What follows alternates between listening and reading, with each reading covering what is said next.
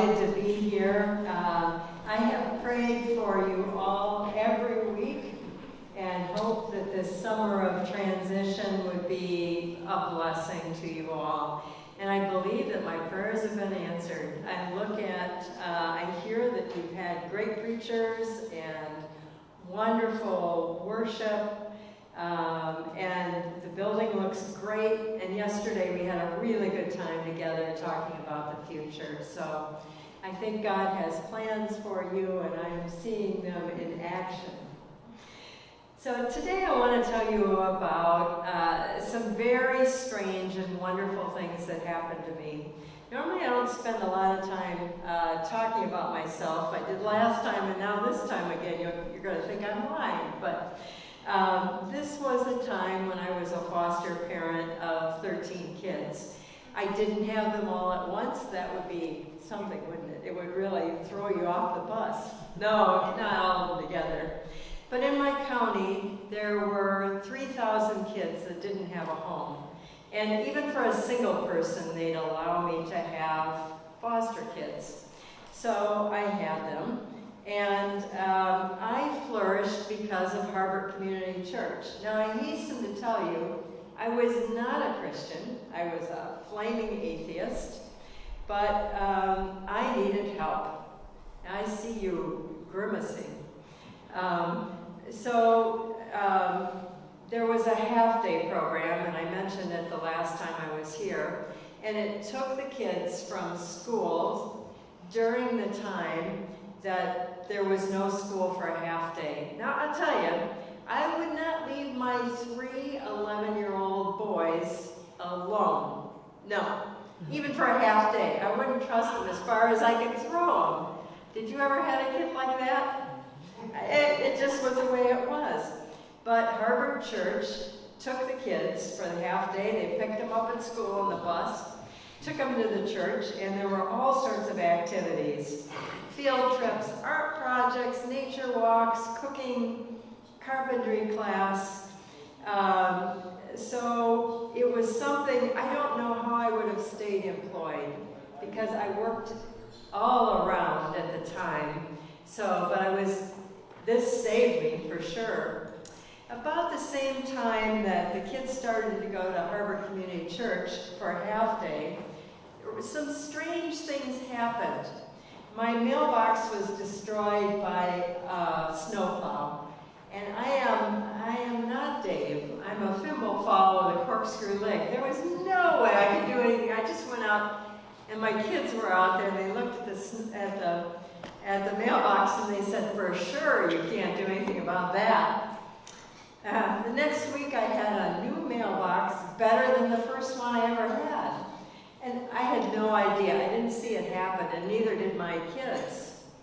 Meals were dropped off, huge vats of chili, lasagna, and the best cookies you could ever want. I just couldn't believe the timing. It was just perfection. There were also interactions with my kids I didn't expect. So one of my kids wanted to be a carpenter. And of all the gall, he went up to a man and he said, I want to learn to be a carpenter. And the man called me and said, well, Austin is asked to be a carpenter. And I thought, okay, we'd love to have a birdhouse. The man said, no, that's not what Austin asked for. I thought, oh no, what did Austin ask for? Well, he said he asked for a chicken coop. I thought, I can't ask you to make a chicken coop, for heaven's sakes. Well, the man did come for the next 3 months, and Austin and the man built a chicken coop. And Austin had a blue ribbon that he had stolen from my sewing kit for the day, and the man bought us 15 chickens, little baby chicks. So Austin is a carpenter now, and it was really as a result of that inspiration. It was amazing. The next thing that happened was one of the girls, Maddie, wanted to be in law enforcement. I don't know anything about law enforcement. But one day, one of my mother's caretakers called and said that she had lost my mother. Her job was to focus on keeping my mother safe. Well, my mother had a stroke, and I took care of her for 13 years, and she could be a bit of a stinker, if I could say so. And she had gone out for a walk, and I don't know if she got lost or what happened, but she wasn't around. And I went home, and in my driveway was a state trooper. I thought, oh no. And the state trooper had my mother, and Maddie just came vaulting out of the house and ran up to the woman. I thought, what are you doing? And the woman, a state trooper, showed Maddie all around the vehicle. And the state trooper said that my mother had sat down on some nice warm pavement to rest. And so she had gone and brought my mother home. But the state trooper also told 17-year-old Maddie that there was a law enforcement internship that she might want to apply for. Maddie did, and today she's in law enforcement. She's making $70,000 a year. I can't believe it. Yeah, it's pretty amazing. Totally weird things. Why were these weird things happening? Weird and wonderful. Well, let's turn to Matthew 25, 14 through 30, and you might get part of an answer. So this is the parable of the talents. For it is as if a man going on a journey summoned his slaves and entrusted his property with them. To one he gave 5 talents, to another 2 talents, to each according to his ability, and another had 1. Then he went away. The one who received 5 talents went off at once and traded with them and made 5 more talents. In the same way, the one who had 2 talents made 2 more talents. But the one who received 1 talent went off and dug a hole in the ground and hid his master's money. After a long time, the master of those slaves came and settled the accounts with them. Then the one who had received 5 talents came forward, bringing his 5 talents, saying, Master, you handed over to me 5 talents, and see, I've made 5 more talents. His master said to him, Well done, good and faithful servant. You have been trustworthy in a few things. I will put you in charge of many things. Enter into the joy of your master. And the one with 2 talents also came forward, saying, Master, you handed over to me 2 talents. See, I have made 2 more talents. His master said, Well done, good and trustworthy servant. You have been trustworthy in a few things. I will put you in charge of many things. Enter into the joy of your master. Then the one who had received 1 talent also came forward, saying, Master, I knew you were a harsh man, reaping where you did not sow, and gathering where you did not scatter seed. So I was afraid, and I went, and I hid all your talents in the ground. Here you have what is yours. But the master replied, Lazy slave, you knew, did you, that I reap where I did not sow, gather where I did not scatter? Then you ought to have invested my money with the bankers, and on my return I would have received what was mine with interest. So he took the talent away from him and gave it to the one who had 10 talents. For to all those who have, more will be given, and they will have an abundance. But those who have nothing, even what they have, will be taken away. As for this worthless slave, throw him into outer darkness, where there will be weeping and gnashing of teeth. Quite severe, huh? Well, we have this story.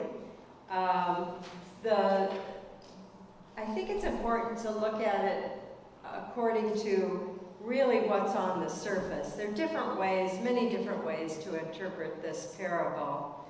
But it's really about having faith for what you're given. Now, you maybe have given more than I, but I'm responsible to do with what I have. What are the talents that I have? What do you think Jesus wanted his disciples to know about this parable? Why did Jesus teach it? What does it mean to you and me? To me, the parable is not about how much money we have or how much money we make, but that we have faith enough to get into the game. The person with 5 talents made 5. The person with 2 made 2. It's not a measure of how many you have, but using what you have, having faith to use what you are given. And each of us is called to get into the game and take a risk. I think that's particularly important with this church right now. It's time to get into the game with whatever you have. It may seem harsh of the one whose talent was buried. After all, this person didn't steal, they didn't embezzle, he brought back what was due. Why did Jesus tell the parable that the master exploded? It's about getting into the dance. It's not about how many talents you have, but it's critical that you don't bury your talents. And I think particularly now at this time in this church, it's important that you don't bury your talents. Now back to the question of what was happening in my life. What was happening with my kids? After I became a Christian, I learned that there had been a very influential sermon at Harvard Community Church on the use of talents. The pastor encouraged the congregation to widen whom they loved. You see, this congregation loved on one another, and if you would have asked them, they would have said, this congregation is the most wonderful, welcoming congregation. They love me. Well, but they didn't extend that love out. They kept it to themselves. And the pastor said that this was sinful. And I think people just kind of sat back and took that in. I wasn't there, of course, because I sure as heck wouldn't have gone to that church, or any church. But that's what happened. The congregation prayed about how they could help families that were coming in to the half-day program. There were 90 families coming in to the half-day program. And for some reason, as you could guess already, my family was chosen as one to help. And I needed it. One of the most influential things was what they called a care team. And I talked about it yesterday and today. There were people who were 98 years old who sat with the kids while the kids were doing whatever kind of activity, listened intently to the kids. That's where they found out that my mailbox had been hit. And someone stepped up and fixed my mailbox. They heard Austin saying he wanted to be a carpenter. They heard Maddie saying that she wanted to be in law enforcement. Through this process of listening and my kids going there, as an unchurched person, I saw Christ in action. I was open to Christianity, and so were my kids. I became a Christian, went to seminary, and am standing in front of you because of prayers of that care team and that church. Now, everybody didn't come to Christ. Of those 90 families, I think 15 are still in the church. The funny thing is, I saw one of the families the other day, and they said, "Are you still going to my church?" And I thought, going to my church? And they said, "Yeah, that's my church." Now, did they come to the church? No. but they still considered it their church. Will everyone come whom you touch and you talk to? No. But you never know when there may be someone who will come. You've got to get into the game. It's like jump roping, something I can't do now, but I look at it longingly. So one person with a jump rope, another, and they're swinging back and forth. You can't say, stop, I want to get into the game. You got to jump in. And I think God is calling us all to jump into the game. We won't know what happens, but it's our responsibility to trust, have faith that God has given us talents. So what does it mean for Bethany Covenant Church? In looking at Mission Insight, this is the program that Dave showed us. It's available through the Great Lakes Conference of the Covenant Church. There are two groups, large groups of de-churched people and unchurched people. And I'm completely turned around, but there's senior buildings around us within a 10-minute or 5-minute drive. There are many people, many single families, single parent families up the hill, much like I was. Really, even though I had all these kids around me, I was very socially isolated. If I didn't make a meal, nobody else was going to be making a meal. I could teach my kids how to cook, but something like a mailbox going down really threw the systems all into panic. It's not like having a 2-family home, like where I live right now, where my husband can do a bunch of stuff. There isn't stability in one-parent homes. So it's a great opportunity to consider about using the talents you have to help those two groups of people. Do you know a family who needs your talents? Or can you come and listen to the 2 times their meals here to see who needs something? It's just often just listening. People are socially isolated. People don't listen to them. I can't guarantee what happened. I can guarantee your faith will increase. And I want us to pray now, and you might want to cup your hands as I pray, that the Holy Spirit might be right in your hand.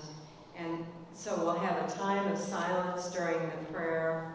And I ask you to listen to the Holy Spirit, and I will close in prayer. Holy Spirit, here we are. Show us your presence and be with us. As we wait in this time of silence, give each one of us a nudge as to what you want us to do to support a family or a senior. Whether it's listening, preparing a meal, helping with a repair, doing an art project, or being there in a time of crisis. Holy Spirit, we listen to you now.